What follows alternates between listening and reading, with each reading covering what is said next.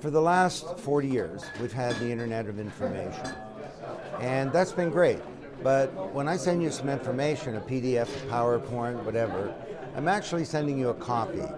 That's great for information, but when it comes to the things that make the economy work, assets, like money, stocks, bonds, intellectual property, votes, music, art, loyalty points, our identities, sending a copy is a terrible idea. If I send you 100 euros, it's really important I don't still have the money. So the way that we handle this in our economy is through large intermediaries like banks, governments, credit card companies that establish and perform all of the transaction and business logic of every kind of commerce, and they establish trust. What if there were not just an internet of information? What if there were an internet of value? Some kind of global distributed platform where any asset of value, from money to votes, could be managed, stored, transacted. A native digital medium for value. That would be revolutionary. That's what the blockchain is. Dans l'économie Internet, il faut quelqu'un au milieu, il faut une banque, ça s'appelle un third trusted party, une partie tierce de confiance. Dans les Internet of Value, ça se fait direct, vous n'avez pas besoin d'avoir un intermédiaire.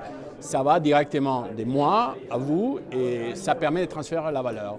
Alors, ça c'est la révolution du blockchain. Internet of Value, c'est l'architecture blockchain dans laquelle Bitcoin se place, qui permet une révolution de l'Internet, car on n'a pas besoin de centraliser. On peut décentraliser les processus d'échange d'informations, échange de valeurs, certification des objets, etc. etc. Ça veut dire que les intermédiaires, ils vont pas avoir la même emprise qu'ils ont actuellement dans une transaction, car si vous êtes un musicien, par exemple, vous composez la musique et vous allez décentraliser votre musique dans un blockchain.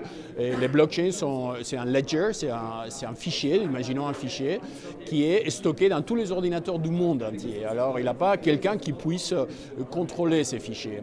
Et ça, on utilise ça aujourd'hui pour des applications diverses, les votations électroniques, la partie échange des titres de propriété. Si vous achetez une maison et vous voulez être sûr que quelqu'un ne va pas vous prendre les titres et les manipuler, et la contrefaçon, etc. etc.